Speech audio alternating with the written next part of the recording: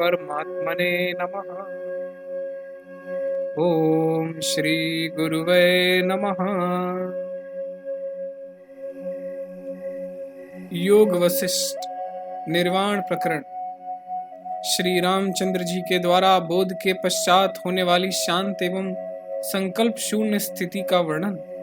श्री रामचंद्र जी कहने लगे, मुने, जिसको बोध प्राप्त हो गया है वह ध्यानस्थ महात्मा केवल अपने चित स्वभाव में स्थित रहता, वह न कुछ ग्रहण करता है न कुछ त्याग ही करता है। समाधि या ध्यान से उठने पर भी वह सदा जैसे का तैसा अपने स्वरूप में ही स्थित रहता है। जैसे दीपक प्रकाश फैलाता हुआ भी कुछ करता नहीं, वैसे ही ज्ञानी सब कुछ देखता हुआ भी निष्क्रिय बना रहता है। वह मन के मनन से युक्त होने पर भी कहीं आसक्त न होने के कारण वास्तव में मन, अभिमान और मनन से रहित ही है।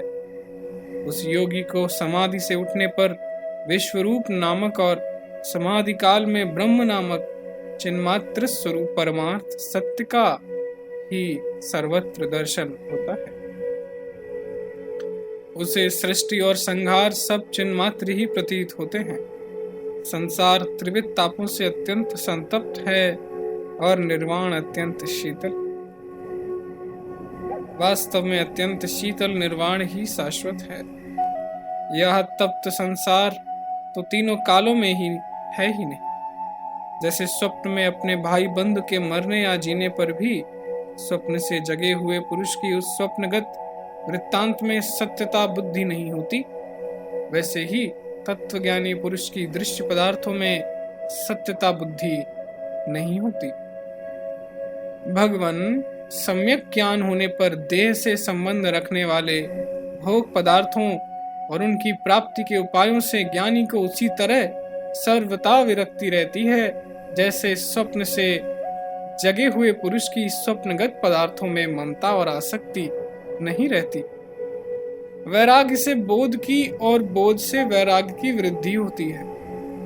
वे दीवाल और प्रकाश के समान एक दूसरे से अभिव्यक्त होते हैं। अंधकार में दीपक जलाने से दीवाल अभिव्यक्त होती है। अंधकार में दीपक जलाने से दीवाल अभिव्यक्त होती और दीवाल पर पड़ने से प्रकाश की विशेष अभिव्यक्ति होती। जिस बोध से वैराग्य संपन्न होता है वस्तुतः उसी का नाम बोध है। जिससे धन, स्त्री, पुत्र आदि की सुख सुविधा बुद्धि पहले से भी बढ़ जाती हो, वह बोध या बुद्धिमानी के रूप में जड़ता ही स्थित है। बोध का बोधत्व इतना ही है कि उससे वैराग्य की वृद्धि हुई, अर्थात वैराग्य होने से ही बोध सार्थक समझा जाता है। जिस पुरुष में वैराग्य नहीं, उसकी विद्वता भी मूर्खता ही है। बोध और वैराग्य रूपी उत्कृष्ट संपत्ति ही मोक्ष कहलाती है। उस मोक्ष रूप अनंत शांत पद में स्थित हुए पुरुष को कभी शोक नहीं करना पड़ता। जो सदा अपने आत्मा में ही रमा रहे, शांत विरक्त एवं अहंकार रहित हो गया है, उस ज्ञानी पुरुष की आकाश के समान संकल्प रहित एवं निर्मल स्थिति हो जाती है। सहस्त्र सहस्त्र प्रयत्नशील पुरुषों में से कोई विरला ही ऐसे बलवान और उत्साही होता है जो उठकर वासना जाल को उसी तरह छिन्न भिन्न कर देता है जैसे कोई सिंह पिंजड़े को तोड़ डालता हो।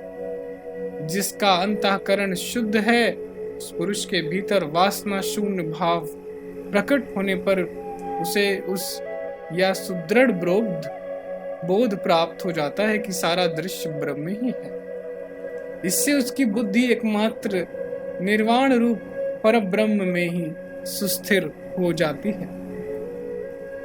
तत्पश्चात उसमें मोक्ष नामक अनंत शांति का उदय होता। ओम तत्सत, ओम तत्सत, ओम तत्सत।